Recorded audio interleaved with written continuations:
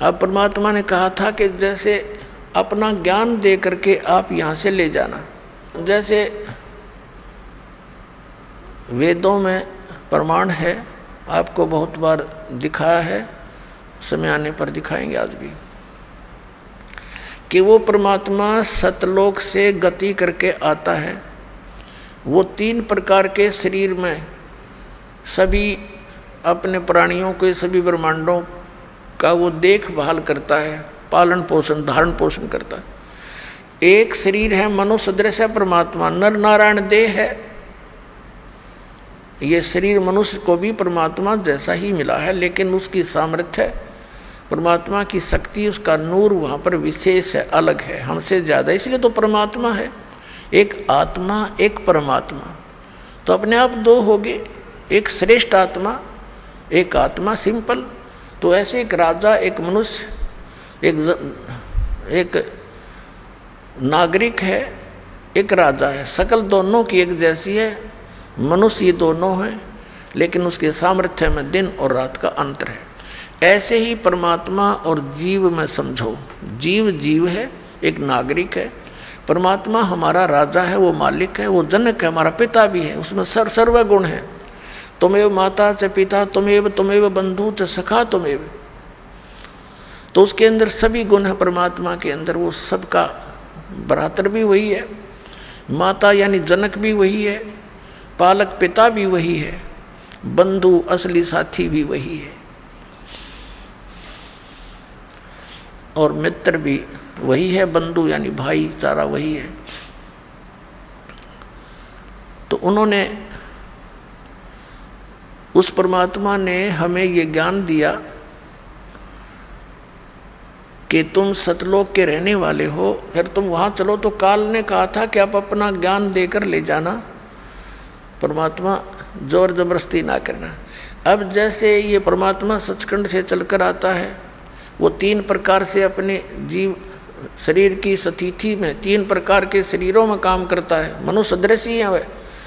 जैसे एक शरीर में तो सतलोक में रहता है, स्थायी रूप में, करोड़ सूर्य मिला दे, करोड़ चंद्रमा उसके एक रोमकूप में, इतनी रोशनी है, वो भी फीकी पड़ जा समझो। और तख्त पर विराजमान है, जैसे राजा बैठता ऐसे मुकुट वगैरह धारण करके परमात्मा, ऊपर सफ़ेद छत्र है, सफ़ेद मुकुट है परमात्मा का, सफ़ेद ही सिंहासन है सारा उसका, वहाँ विराजमान है।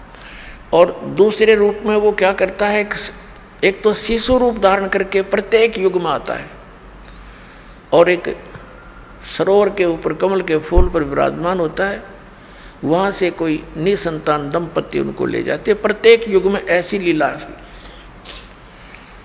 और फिर वो कंवारी गायों का दूध पीता है,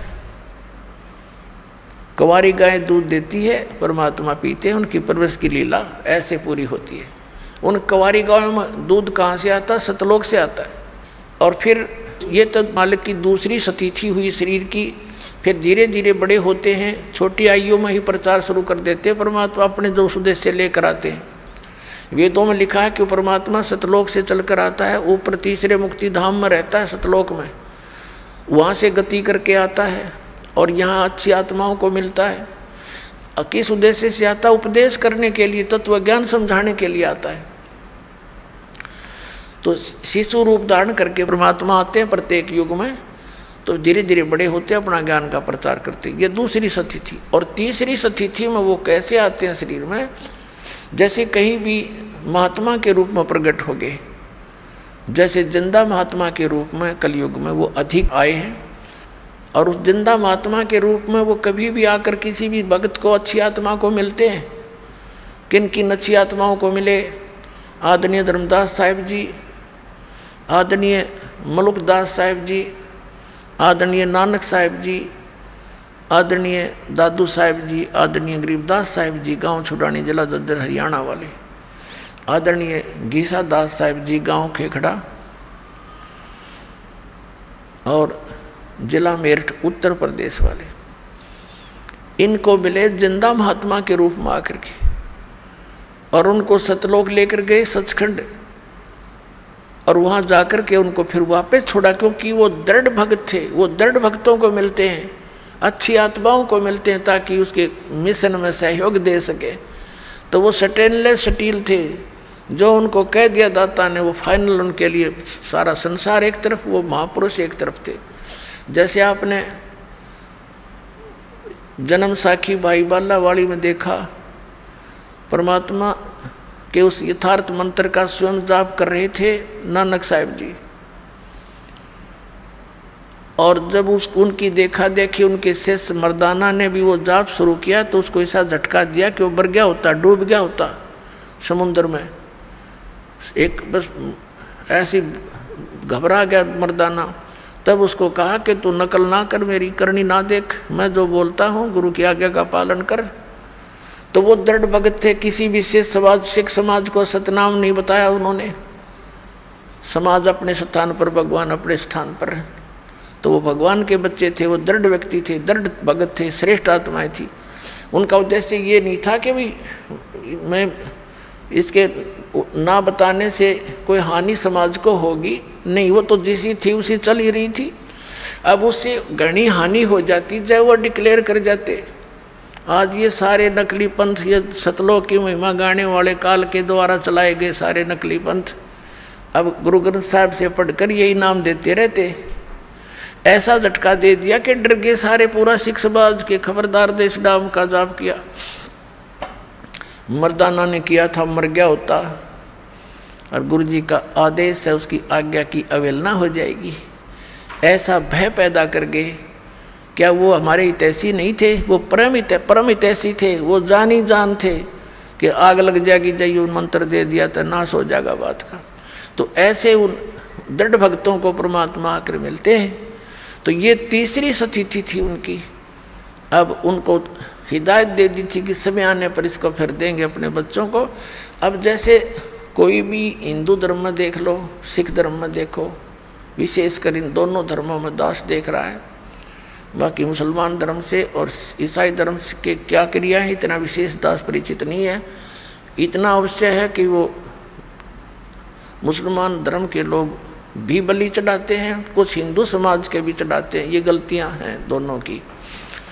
लेकिन यहाँ दास देख रहा है कि यहाँ विशेष धर्म की व्यवस्था है।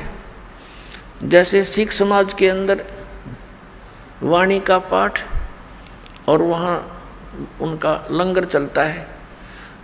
धर्म की ये धर्म यज्ञ कहलाती है। ये दो धर्म यज्ञ करते थे बस। ये एक तो ये धर्म दो यज्ञ करते थे, एक धर्म यज्ञ और एक ज्ञान यज्ञ, वाणी का पाठ।